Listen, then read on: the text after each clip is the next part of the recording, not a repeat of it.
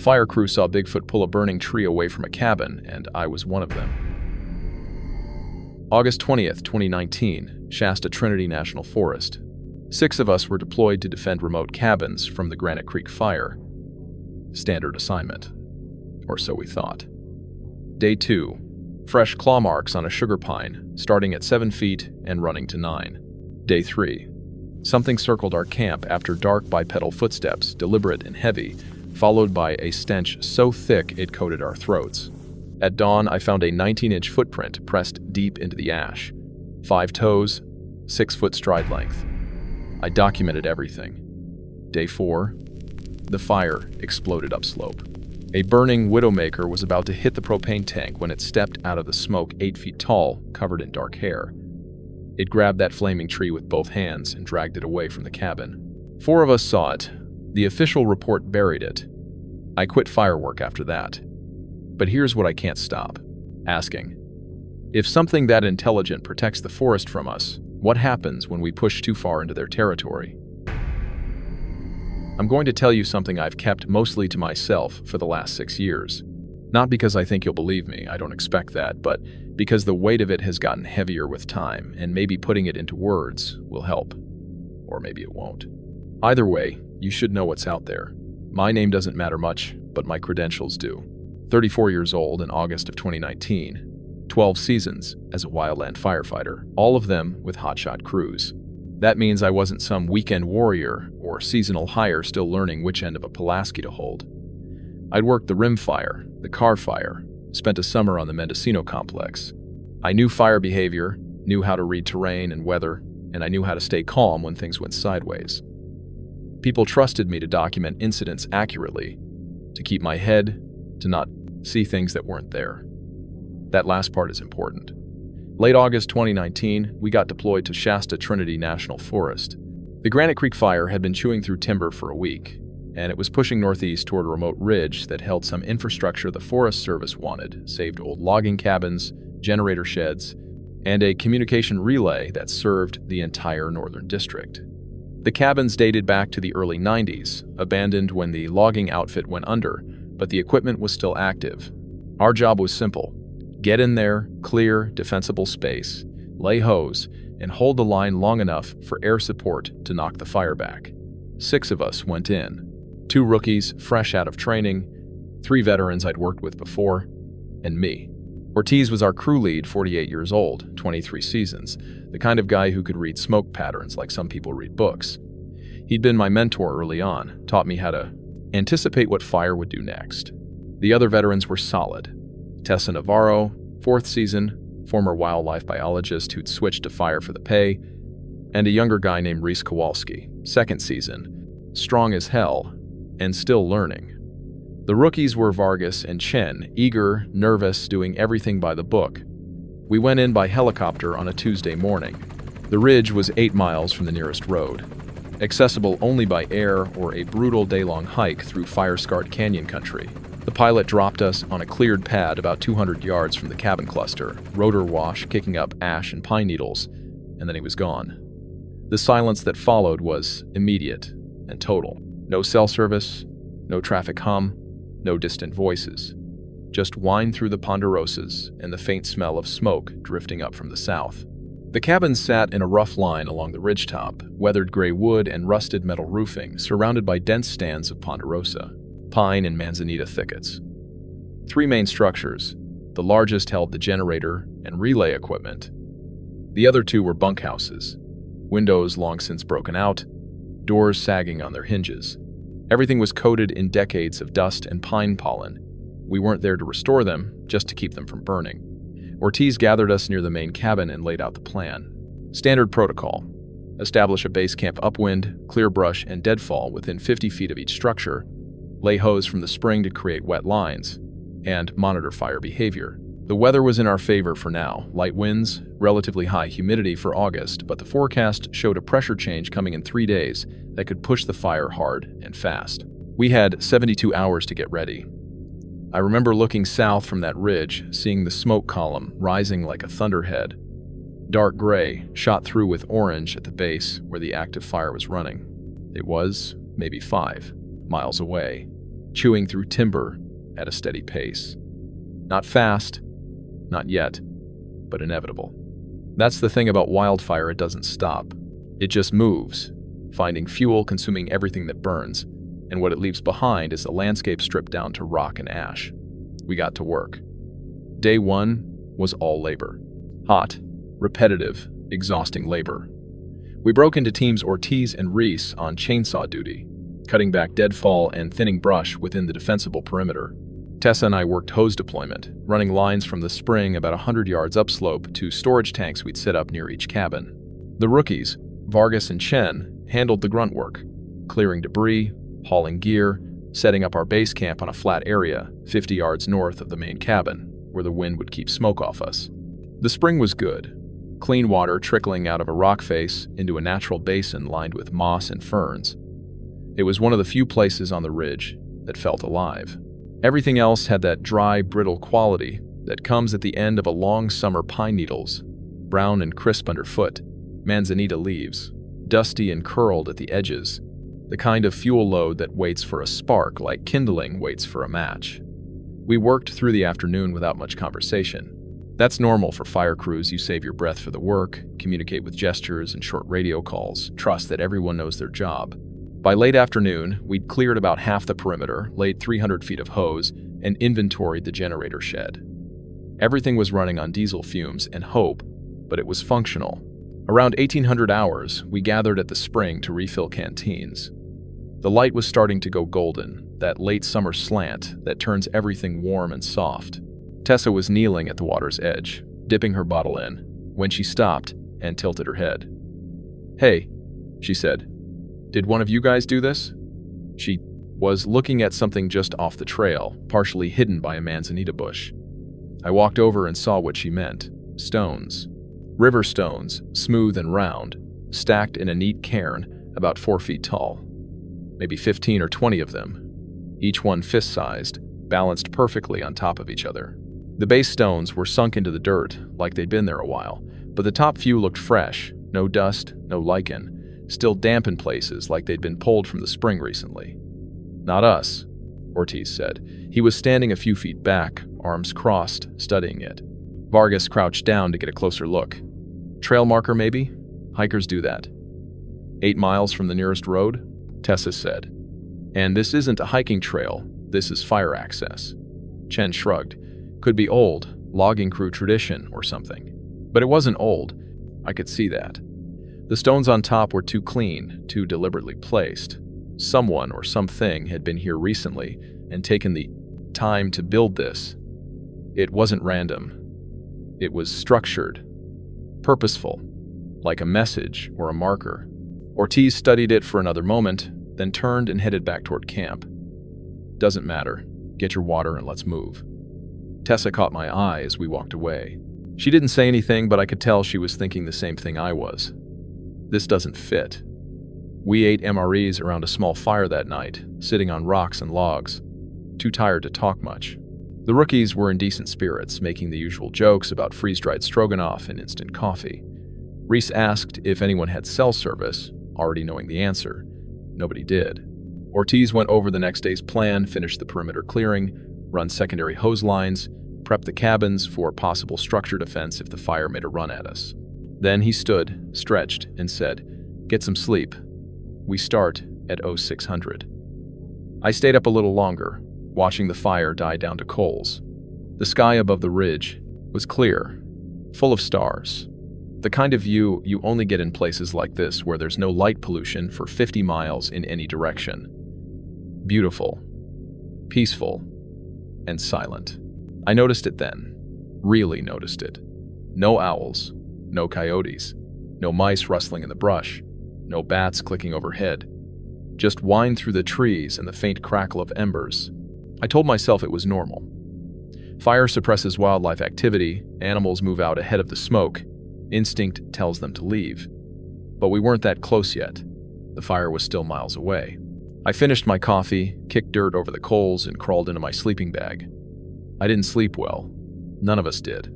I woke up before dawn on day 2, still tired but unable to stay in the sleeping bag. Something about the silence kept pulling me awake. Not a sound, but the absence of sound, like the forest was holding its breath. I pulled on my boots and walked the perimeter while the others slept. The air was cool, maybe 55 degrees, and the sky was just starting to lighten in the east. Smoke haze filtered the sunrise into something dull and orange. I checked the hose lines, confirmed the pump connections, made notes in my field book about fuel moisture and wind direction, standard morning routine. Then I saw the tree. It was a sugar pine, about 30 yards from the main cabin, right at the edge of the clearing we'd cut the day before. Big tree, maybe 3 feet across at the base, bark rough and plated, but something about it looked wrong in the early light. I walked closer. Fresh gouges, 4 parallel marks running vertically up the trunk, starting about 7 feet off the ground and extending to maybe 9 feet. The wood underneath was pale and raw, sap still beating in places, tacky to the touch. I ran my fingers along the marks deep, uniform, spaced about 4 inches apart, too high for a bear. I'd seen bear scratches before. They'll stretch up on a tree to mark territory, leave claw marks and fur. But this was different. These gouges were clean, deliberate, and way too high. A black bear standing on its hind legs might reach 6 feet, maybe 6.5 if it was big. These marks started at 7. I pulled out my camera and took 3 photos from different angles, making sure to capture the height and spacing. Then I measured with my hand. My palm is about 4 inches across, and the spacing matched almost exactly. Whatever made these marks had a hand span similar to mine, but the reach was something else entirely. The sap was fresh. This had happened recently. Maybe last night while we slept. I heard footsteps behind me and turned. Ortiz was walking over, coffee mug in one hand, radio on his belt. He looked at the tree, then at me, then back at the tree. "When did you find this?" he asked. 5 minutes ago. Sap still wet. He studied the marks for a long moment, tilting his head to follow the vertical lines. Then he reached up, tried, to touch the lowest gouge with his fingertips. He couldn't reach it. Ortiz is 5'11", maybe 6 feet in boots. "Don't mention this on the radio," he said quietly. "I wasn't planning to." "Good." He took a sip of coffee, eyes still on the tree. "We've got work to do. Let's stay focused on that." I wanted to ask him what he thought it was, but the way he turned and walked back to camp told me he wasn't going to answer. Not yet, anyway. The rest of the crew woke up around 0600. We ate breakfast, instant oatmeal, coffee, protein bars, and got back to work. The mood felt different today. Conversations were shorter. People stayed closer together. Vargas and Chen worked with inside of each other instead of splitting up. Tessa kept glancing toward the tree line between tasks. Nobody said anything about the gouges. I don't think the rookies had seen them yet. We spent the morning finishing the perimeter clearing and running secondary hose lines from the storage, tanks to backup positions around each cabin. The fire was closer, and you could smell it now. Not just wood smoke, but that chemical tang that comes from burning resin and hot ash. The smoke column to the south was taller, darker, pushing up into the atmosphere like a thunderhead. Around 1500 hours, I was alone near the tree line, refueling one of the chainsaws from a 5-gallon jug. The work was mindless. Unscrew the cap, pour carefully, don't spill, screw the cap back on. My hands were doing it automatically while my brain was somewhere else, thinking about the gouges, the stone cairn, the silence. That's when I heard it. A single sound. Deep, resonant, like someone striking a hollow log with a heavy mallet. Thunk. It echoed up from somewhere down in the canyon, maybe half a mile away, and it cut through the ambient noise, the wind, the distant chainsaw Reese was running, the creek trickling over rocks. I froze. Fuel can in one hand, chainsaw cap in the other. The sound didn't repeat. I waited, listening, barely breathing. 30 seconds. A minute. Nothing. I finished refueling, capped the chainsaw, and walked back toward camp. My pulse was elevated, that low-level adrenaline you get when something feels off but you can't identify the threat. Ortiz was near the main cabin, checking the generator. I approached him, tried to keep my voice casual. "You hear that?" I asked. He looked at me, and I saw something in his eyes, recognition, maybe, or resignation. "Yeah," he said. "I heard it." Neither of us said anything else. We just stood there for a moment. Two guys who'd spent decades in the wilderness, who knew the sounds of wind and animals and falling trees, acknowledging that what we'd just heard didn't fit any of those categories. Then he picked up his radio and called for a weather update, and we went back to work. By dusk on day 2, the unease had settled into the crew, like smoke into fabric not visible but present, clinging to everything. We gathered for dinner around the cook fire, 6 of us sitting on logs and rocks, eating MREs in the failing light. The rookies were trying to keep things normal. Vargas told a story about a training exercise gone wrong, something about a hose rupture and a safety officer getting soaked. Chen laughed at the right moments. But the laughter was thin, forced, and it died quickly. Reese kept glancing toward the tree line. Tessa was writing in her field journal, pen moving in short, careful strokes. Ortiz ate in silence, staring into the fire. I watched the light fade. The sun dropped behind the western ridgeline, and the forest transitioned from golden to gray to something darker. Shadows lengthened and merged. The temperature dropped fast, always does at elevation once the sun goes down, and I pulled on my jacket. That's when the silence became oppressive again. No owls, no nighthawks, no insects, just whine through the pines and the crackle of burning wood. Vargas noticed it too. He looked around, frowning. "It's really quiet out here." "Fire," Chen said. "Animals move out ahead of the smoke." "We're 5 miles from the active front," Tessa said. She wasn't looking up from her journal. "They shouldn't be gone yet." Nobody responded to that. We finished eating. Ortiz stood, stretched, told everyone to get some rest. The plan for tomorrow was more of the same: hose maintenance, fuel reduction, structure prep.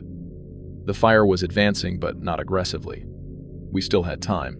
I was rolling up my sleeping bag, getting ready to turn in, when I heard the footsteps. Heavy, deliberate, bipedal. I froze, listening. The sound was coming from beyond the fire break we'd cut, maybe 40 yards out, moving parallel to the camp perimeter. Not fast, not running, walking. Steady, purposeful steps on ground covered in pine needles and dry brush, the kind of ground that broadcasts noise. Everyone heard it. The entire camp went still. Vargas grabbed his flashlight and swept the beam toward the tree line. The light cut through the darkness, illuminating ponderosa trunks and manzanita bushes, but nothing else. The footsteps continued, circling slowly to the north. "Bear?" Vargas whispered. "Bears don't walk like that," Tessa said quietly. Her hand was on her own flashlight, but she hadn't turned it on yet. The footsteps kept moving. I tracked the sound with my ears north, then northeast, then curving back around toward the east. Whatever was out there was circling us, deliberately, methodically. Ortiz stood near the fire, radio in hand, completely still. Reese had backed up closer to the main cabin. Chen was standing now too, military posture, weight balanced, ready to move. Then the smell hit. I can't describe it adequately, but I'll try. Imagine rot meat left in the sun for days. That sickly sweet decay smell. Mix it with musk, the kind of heavy animal scent you get from a wet dog or a zoo enclosure that hasn't been cleaned. Add something else, something feral and organic that makes the primitive part of your brain scream, predator. It wasn't just unpleasant. It was visceral, triggering, wrong. It rolled into camp on the breeze and settled over us like a fog. Vargas gagged. "Jesus Christ, what is that?" Nobody answered because nobody knew. Or maybe because saying it out loud would make it real. The footsteps had stopped. The smell lingered, thick and cloying, coating the back of my throat. I swept my flashlight across the perimeter. Again, nothing. Just trees and shadows, and that god-awful stench hanging in the air. We stood there for maybe 10 minutes, flashlights on, listening, breathing through our mouths to avoid the smell. Eventually, the odor started to fade, carried off by the wind, but it left an oily residue in my sinuses that I could taste. Ortiz broke the silence. Rotating watch. 2-hour shifts. Vargas and Chen first, then Tessa and Reese, then me and him. He nodded at me. "Stay near the fire. Keep the radio on. Anything approaches camp, you wake everyone. Clear?" "Clear," Vargas said. His voice was shaky. I crawled into my sleeping bag, but I didn't sleep. None of us did. Not really. I lay there in the darkness, staring up at the stars through the pine canopy, listening to every sound: wind, settling coals, someone shifting position. a distant coyote that sounded too far away to be real. The smell had faded, but the memory of it hadn't. And the footsteps, heavy, bipedal, deliberate, kept replaying in my mind. I'd heard thousands of hours of wilderness sounds over 12 seasons. I knew bear, deer, elk, mountain lion. I knew wind and rockfall and falling timber. This was none of those things. Somewhere around 0200, during Tessa and Reese's watch, I heard her whisper something to him. I couldn't make out the words, but the tone was clear concern, maybe confusion. I almost sat up to ask what she'd seen, but exhaustion pulled me back under. When I woke at first light, my mouth was dry and my neck was stiff from sleeping tensed. I could see Ortiz already up, standing at the camp perimeter, staring south toward the smoke. I got up, pulled on my boots, and walked over to him. "Anything during your watch?" I asked. "No," he said. Then, after a pause, "You smell it again?" "No." "You?" "No." We stood there in the gray morning light, not saying what we were both thinking, that whatever had circled our camp last night wasn't an animal. At least, not one we had a name for. "I'm going to check the perimeter," I said. Ortiz nodded. "Be thorough." I was. And 30 yards from camp, near the spring where we'd found the stone cairn, I found something that made my hands go cold. A footprint. Clear, deep, impossible. Human-shaped, but not human. The footprint was pressed into a patch of soft ash and soil near the spring, right where runoff from the water source kept the ground damp. 19 inches long. I know because I measured it 3 times with my tape measure, kneeling there in the dirt at 0630, trying to make sense of what I was looking at. 5 toes. Distinct, separated, visible joints. A pronounced arch that left a gap in the middle of the print. The heel strike was deep, really deep, displacing soil in a clean crescent that spoke to significant weight and force. The ball of the foot had pressed down hard enough to compress the ash into a smooth surface. I placed my boot next to it for scale. My boot is size 11. The print dwarfed it. 6 feet away, partially obscured by pine needles, I found a second print. Partial, not as clear, but enough to measure stride length. 6 feet 2 inches from heel to heel. I know because I measured that 3 times too. My hands were shaking when I pulled out my camera. I took 12 photos, wide shots, showing context, close-ups showing toe definition, angles showing depth. My boot placed. Beside it, for scale reference, I checked the GPS coordinates on my unit and wrote them in my field notebook, along with the date, time, temperature, and ground conditions. Then I just knelt there, staring at it. Whatever made this print had walked on 2 legs, distributed weight like a biped, and weight enough to sink nearly 3 inches into damp soil. The toe spread suggested something gripping the ground, balance, and control. This wasn't a bear print distorted by erosion or melt. This was anatomically structured, purposeful, fresh. I heard footsteps behind me, human footsteps, lighter, faster. Tessa appeared, canteen in hand, stopping when she saw me kneeling by the spring. "What did you find?" she asked. I moved aside so she could see. She stared at it for a long time. Then she crouched down, leaned close, studying the toe definition. "Did you photograph it?" "Yeah, good." She pulled her own field journal from her pocket and started sketching, her pen moving, quickly across the page. She was documenting like a scientist, measurements, observations, environmental context. When she finished, she looked up at me. "This was made last night. Ground moisture suggests within the last 8 to 12 hours. "I know. Stride length? 6 feet plus." She went quiet. I could see her doing the math, estimating height, weight distribution, bipedal mechanics. She'd been a wildlife biologist before switching to firework. She knew what she was looking at meant. "We need to show Ortiz," she said. We walked back to camp together. Ortiz was near the main cabin, running through the morning radio check with District Command. We waited until he finished, then I showed him the photos on my camera screen. He studied them in silence, zooming in on the toe definition, the depth, the scale comparison. His face revealed nothing. When he finally looked up, his voice was calm and level. "Document it personal," he said. "GPS coordinates, photos, measurements. Keep it in your field notes. Not the official log." "Why?" I asked, though I already knew. "Because if you put this in the official log, it becomes a thing. District will want verification, investigation, probable cause for work stoppage. We'll get pulled off this assignment, and some bureaucrat will come up here, look at it, and write unidentified animal track in a report that goes nowhere. He handed the camera back. Document it. Keep it.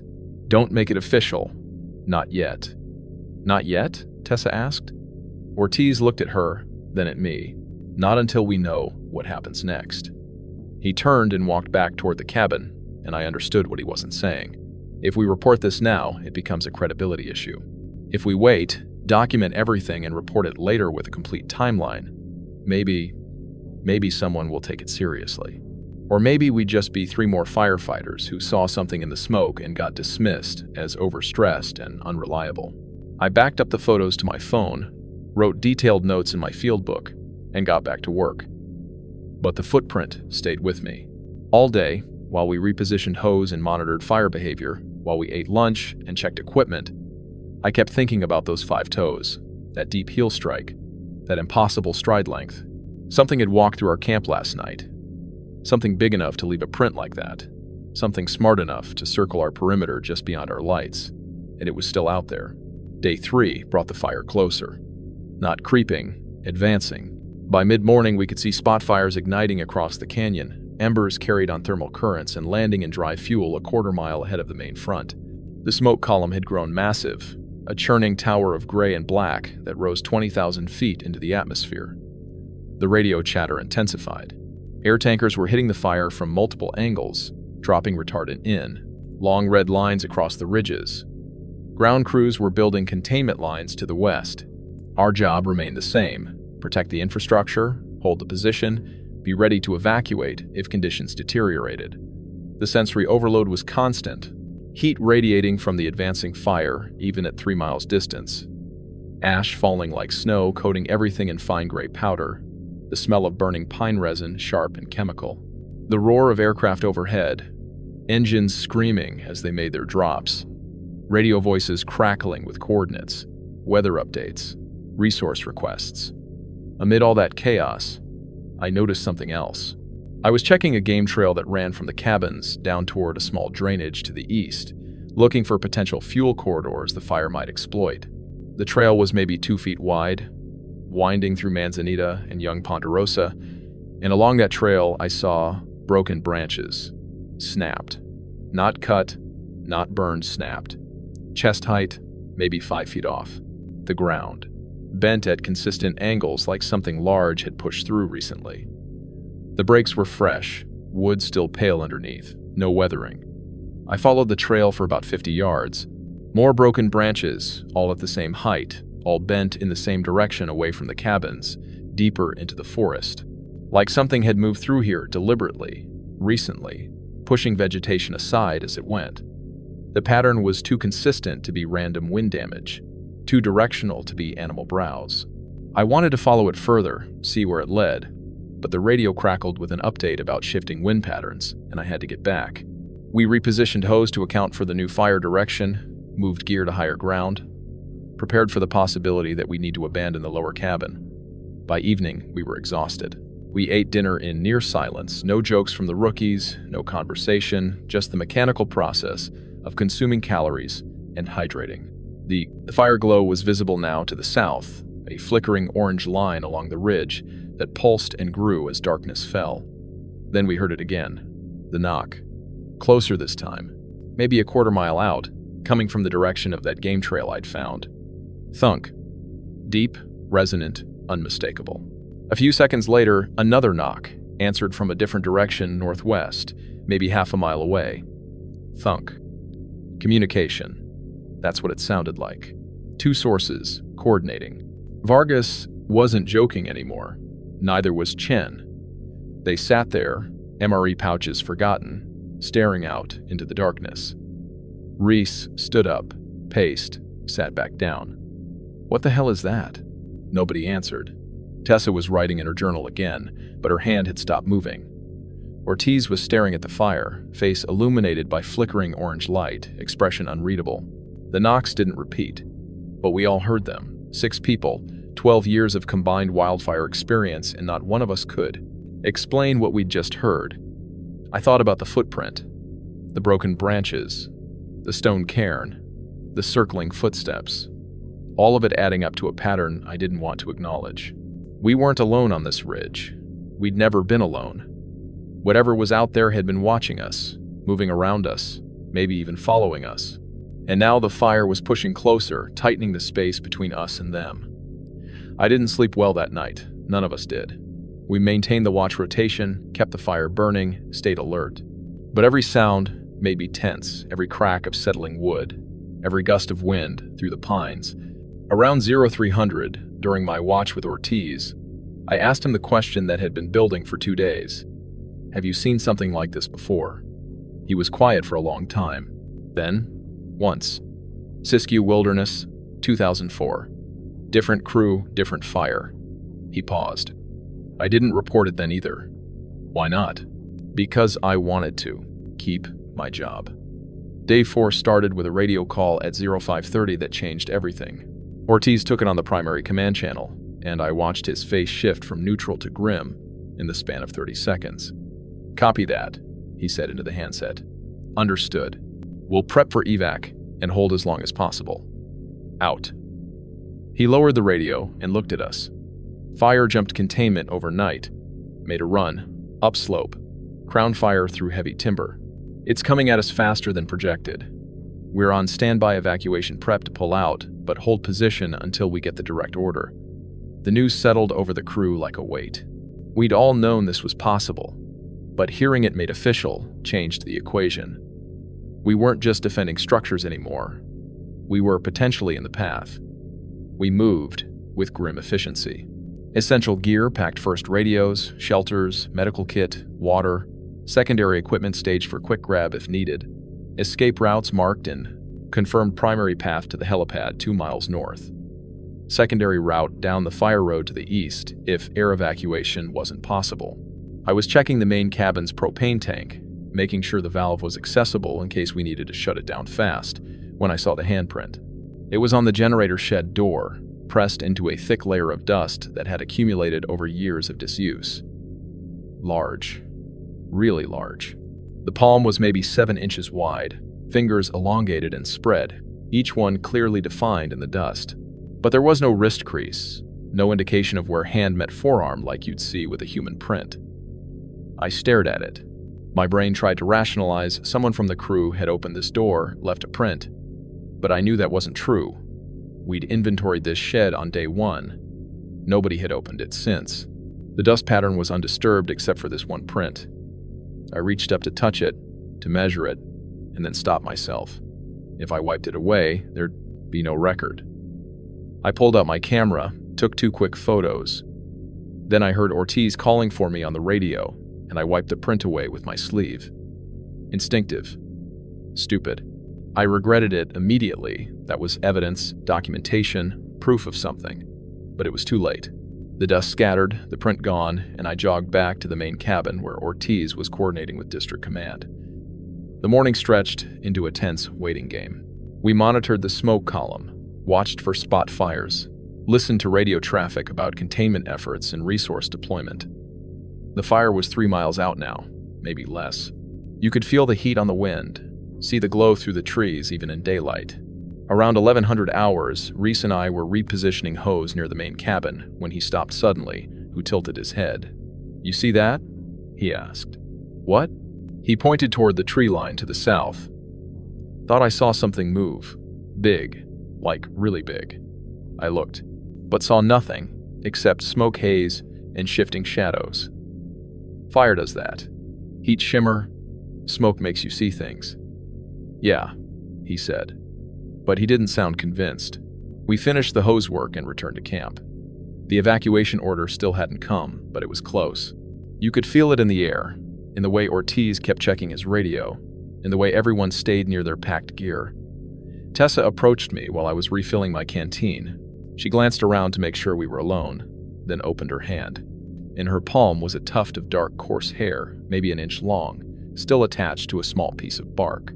"Found it on Manzanita near the spring this morning," she said quietly. "Day 3, actually. I've been carrying it." I looked at the hair. Coarse, dark brown, almost black, thicker than human hair. "What are you going to do with it?" I asked. I don't know yet. She closed her hand around it. But I'm not throwing it away. She walked off before I could respond. By noon, the smoke was thick enough that we were wearing our bandanas over our faces. Visibility dropped maybe 100 yards. The sun was a dim orange disk overhead. And then the radio crackled with the words we'd been waiting for. All crews, this is command. Fire has made significant upslope progress. Prepare for immediate evacuation. Secondary teams fall back to rally points. Primary structure defense crews hold for final assessment, then withdraw. Acknowledge. Ortiz keyed his radio. Copy. Command. Standing by. The fire was coming, and we were about to find out if the cabins and whatever else was on this ridge would survive. By 12:30, we could see the fire through the trees.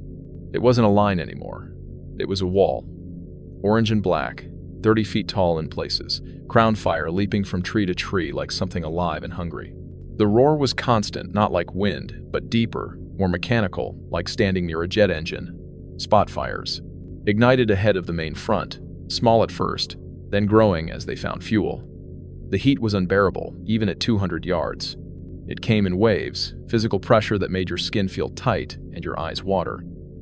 Embers fell like rain, glowing orange fragments that landed on our gear, our clothes, the cabin roofs.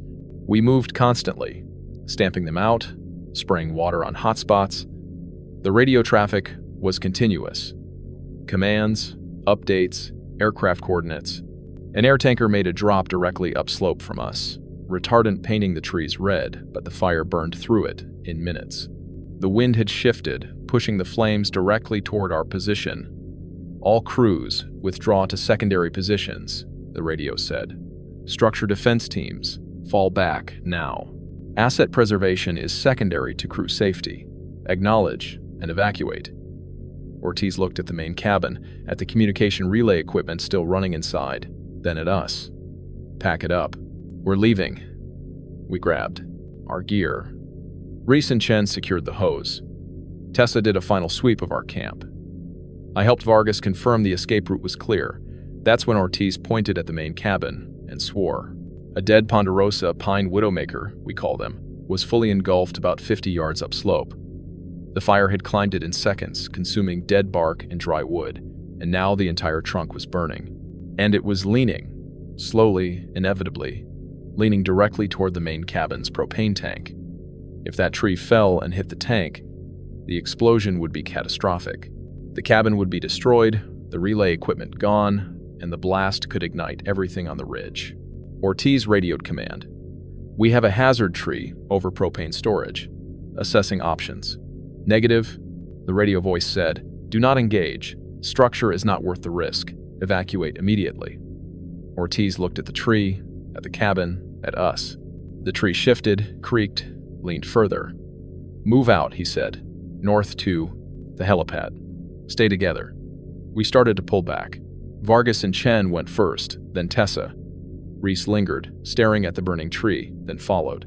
I was about to leave when I looked back one more time, and that's when I saw it.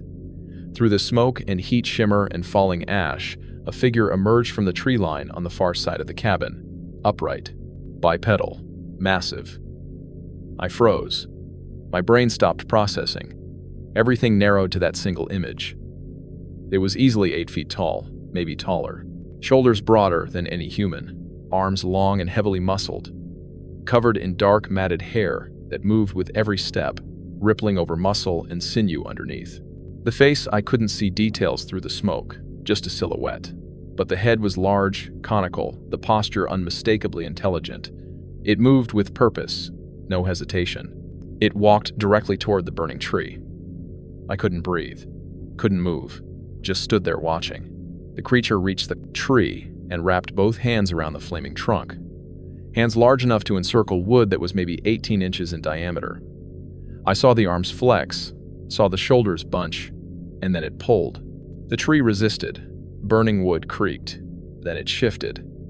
The creature pulled harder, dragging the entire burning trunk away from the cabin, down slope, away from the propane tank. The effort took maybe 5 seconds. Then the figure released the tree, let it fall, and turned. For a split second, it looked directly at me. Then it vanished back into the smoke. The entire encounter lasted maybe 8 seconds. I realized I was holding my breath. My hands were shaking. I turned and saw Ortiz, Tessa, and Reese standing behind me, maybe 20 feet back, all of them staring at the exact same spot. Our eyes met. Nobody spoke. Ortiz keyed his radio. "Command, we're clear. Evacuating now." We ran. We didn't talk during the evacuation. Not a word. We just moved, fast, efficient. 6 people hiking in formation down the trail toward the helipad, 2 miles north. The smoke was thick enough that we kept our bandanas up, breathing through fabric, eyes watering from the ash and heat. I kept looking back. Couldn't help it. The ridge was already being swallowed by fire, orange light pulsing through the gray smoke, trees torching in sequence like dominoes falling. But I wasn't looking at the fire. I was looking for movement, for shapes, for any sign of what I'd just seen. Nothing. Just smoke and flame and falling ash. The helipad was a cleared area on a rocky outcrop, maybe 50 yards across, surrounded by low manzanita and scattered boulders.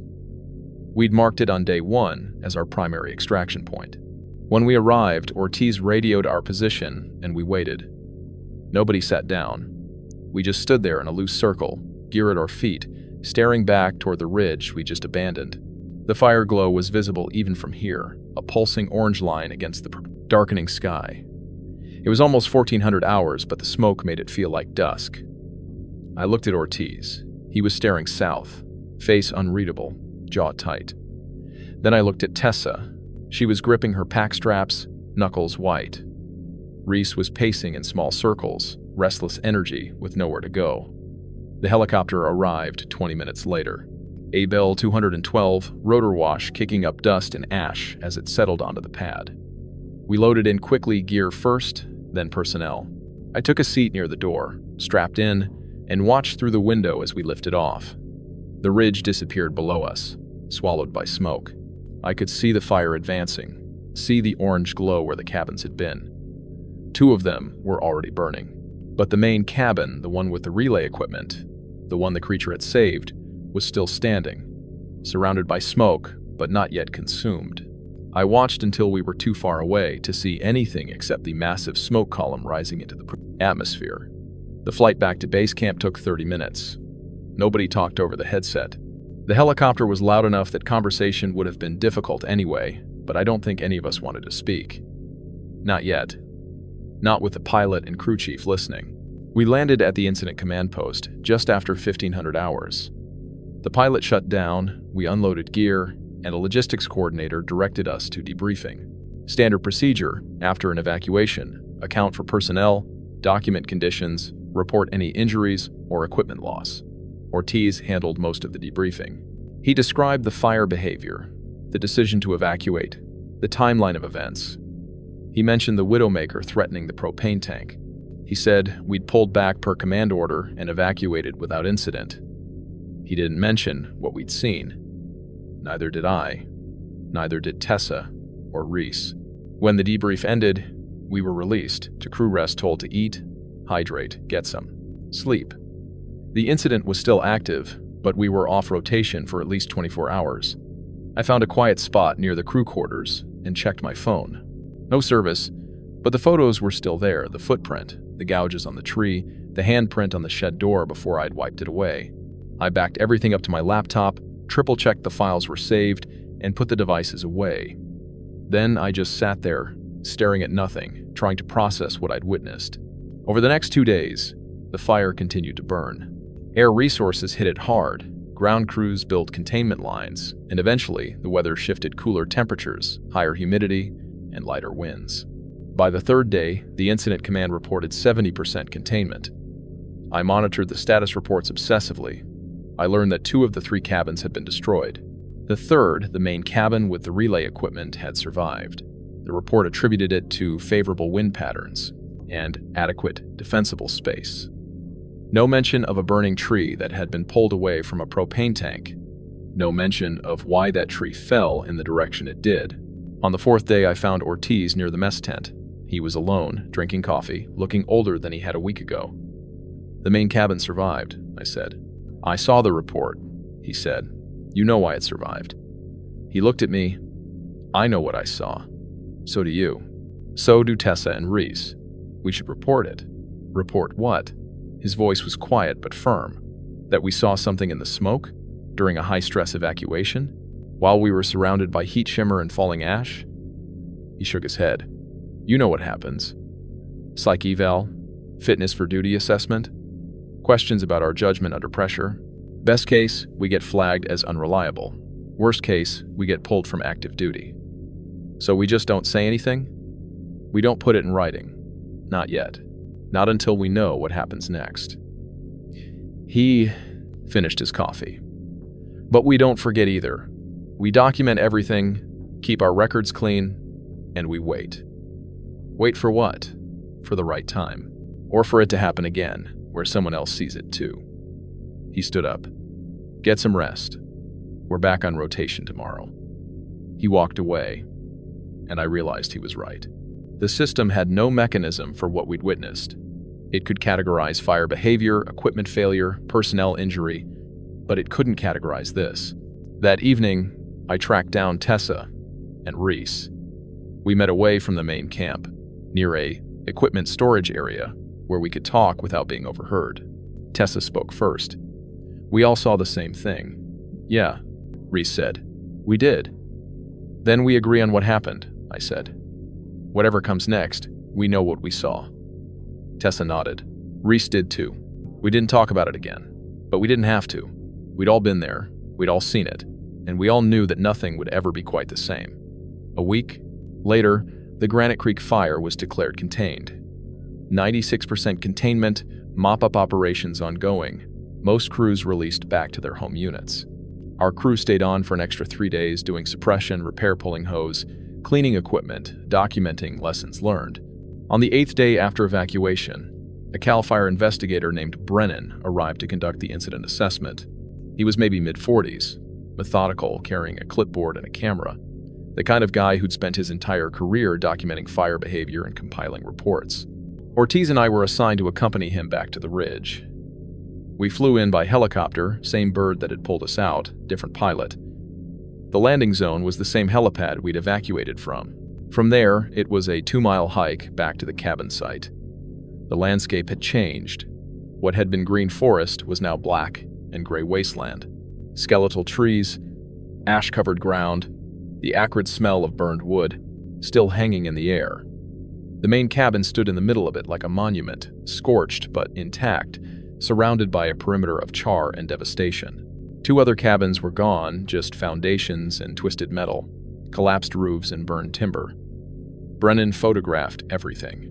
He measured fuel moisture and surviving vegetation, noted wind patterns based on burn patterns, examined the char depth on standing trees. He was thorough, professional, treating the scene like a puzzle to be solved through empirical data. When he reached the main cabin, he spent a long time examining the perimeter. He measured the defensible space, noted the hose lines we'd laid, checked the propane tank. Then he looked at the fallen tree. It was still there, a charred log lying downslope from the cabin. Bark burned away, wood reduced to black carbon. Brennan examined where it had fallen, where it had originally stood, the trajectory. Interesting, he said, making notes. What's interesting? I asked. This tree. Size and position suggest it could have damaged the structure if it had fallen differently. But it went downslope, away from the building. He tapped his pen against the clipboard. Lucky break. Internal burn damage probably caused it to collapse in that direction. Gravity, slope angle, standard failure mechanics. I glanced at Ortiz.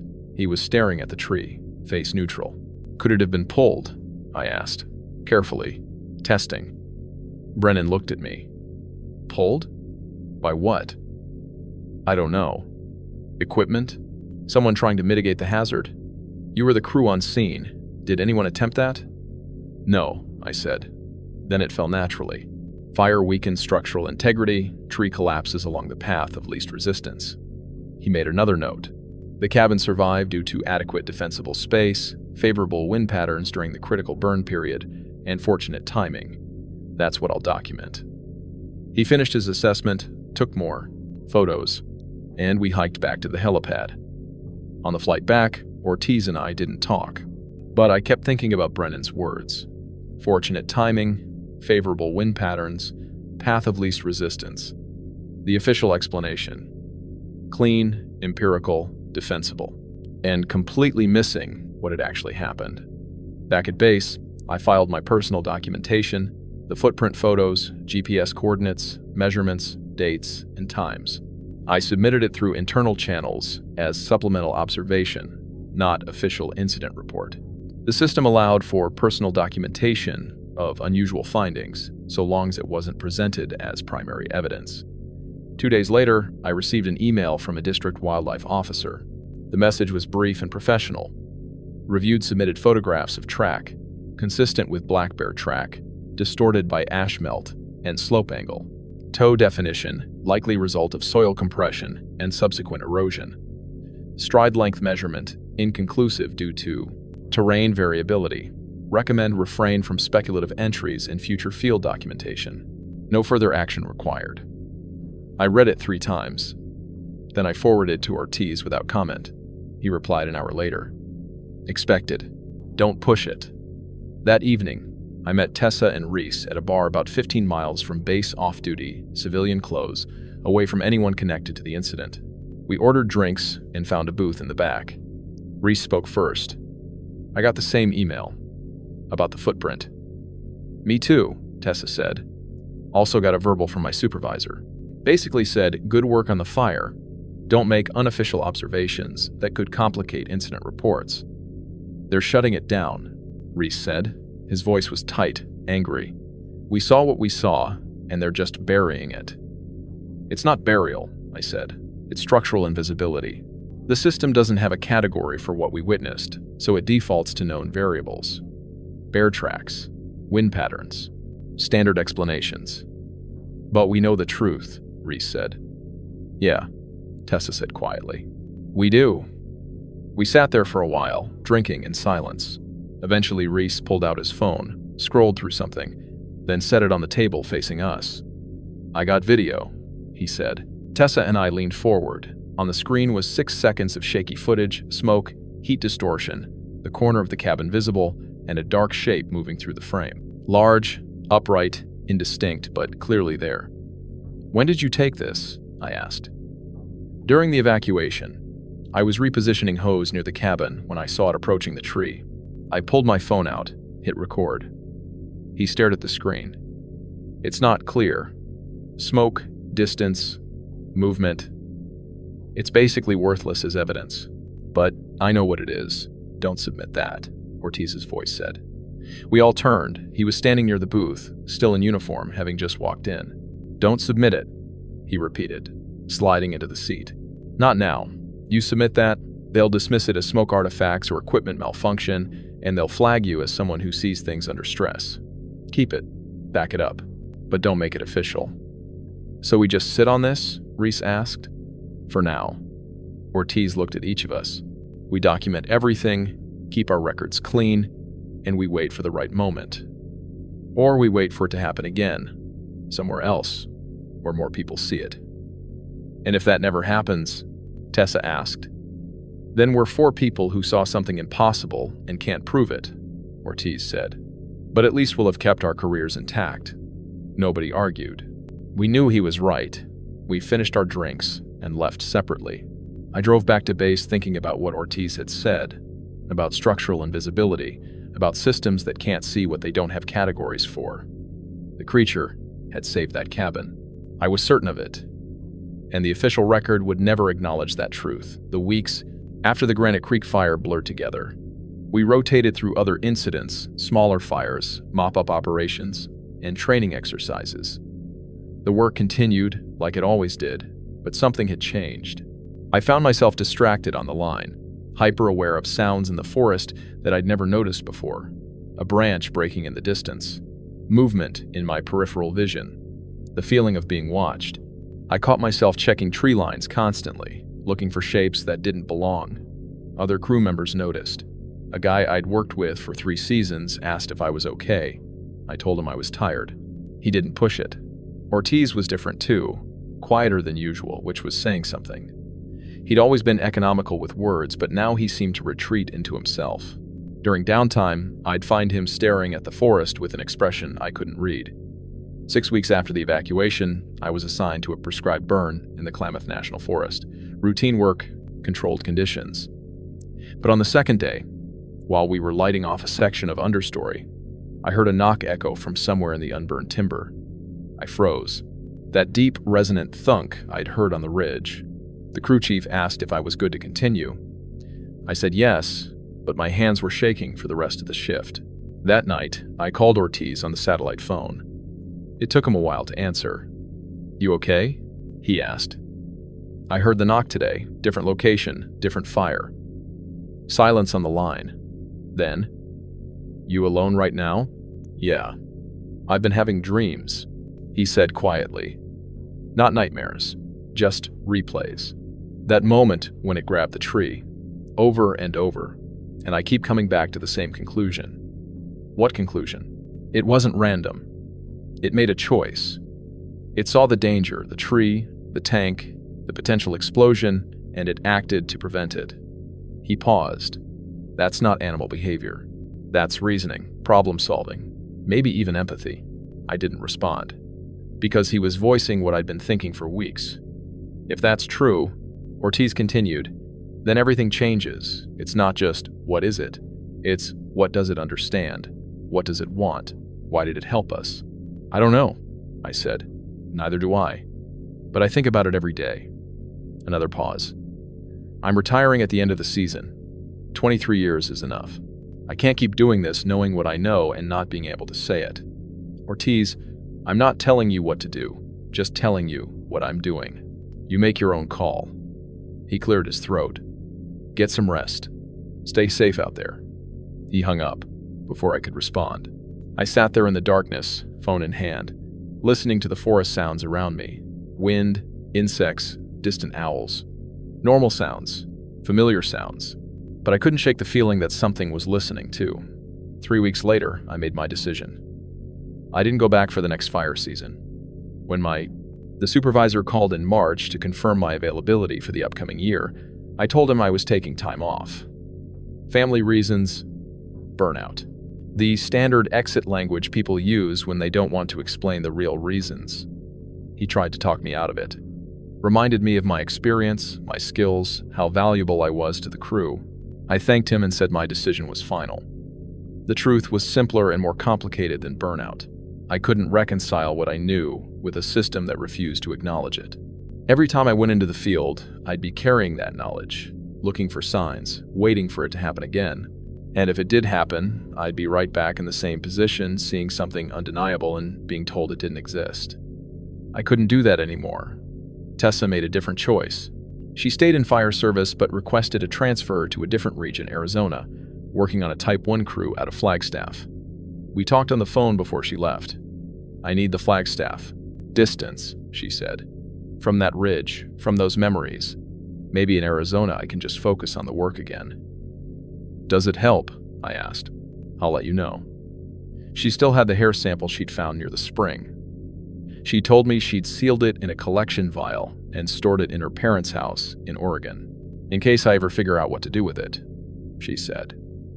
Reese quit after one more season. He'd worked through the summer of 2020, but by fall, he told me he was done. "Can't focus anymore," he said. "Every time I'm in remote country, I'm looking over my shoulder. It's messing with my head." He got a job doing construction work near Sacramento. Steady pay, regular hours, no wilderness deployment. He still had the video clip on his phone. He'd never shared it, never posted it, never submitted it anywhere official. "Sometimes I watch it," he told me, just to remind myself it was real. Ortiz retired in December of 2019. He'd served 23 years, qualified for his pension, and walked away without ceremony. I drove up to see him a month after his retirement.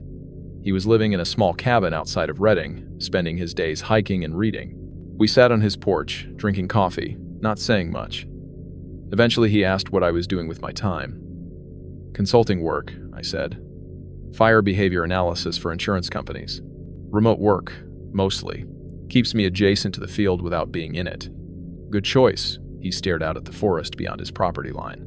"I think about it less now, but it's still there." background noise that never quite goes away.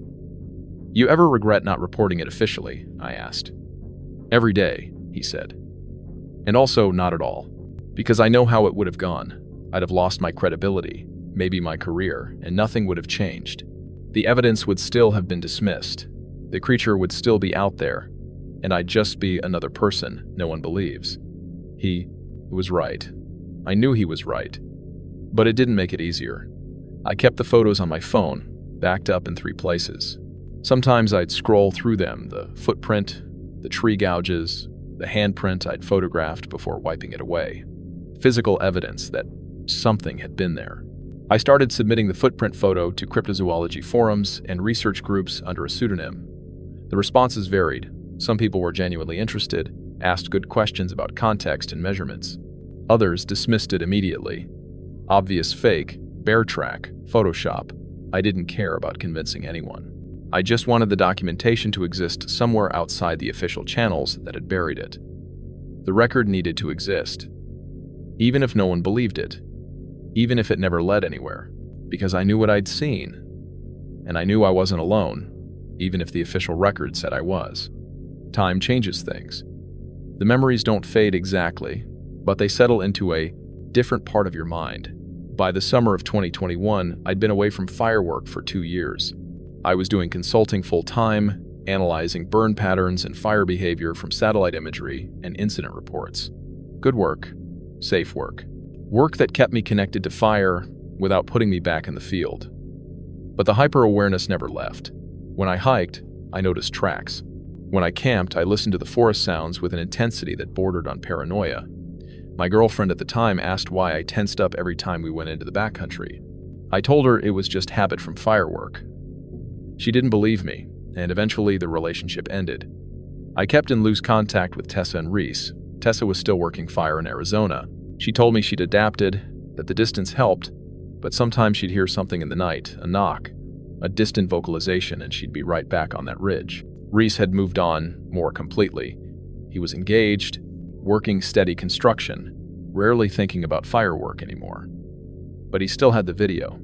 He mentioned it once, said he'd shown it to his fiancée, tried to explain what he'd seen. She'd watched it, seen nothing but smoke and shadows, and told him it was probably heat distortion. He didn't bring it up with her again. Ortiz and I talked maybe once every 2 months, usually just short calls, checking in, making sure the other was okay. But one night in August of 2021, he called and his voice was different. Urgent. "I need to tell you something," he said. "What's wrong?" "Nothing's wrong. But I've been thinking about this for 2 years, and I need to say it out loud." He took a breath. "What we saw wasn't defensive behavior. It wasn't territory protection. It was deliberate intervention to prevent collateral damage." I didn't respond. I wanted to hear where he was going. That fire would have consumed the entire ridge if the propane tank had exploded. Everything upslope, everything lateral, it would have been catastrophic.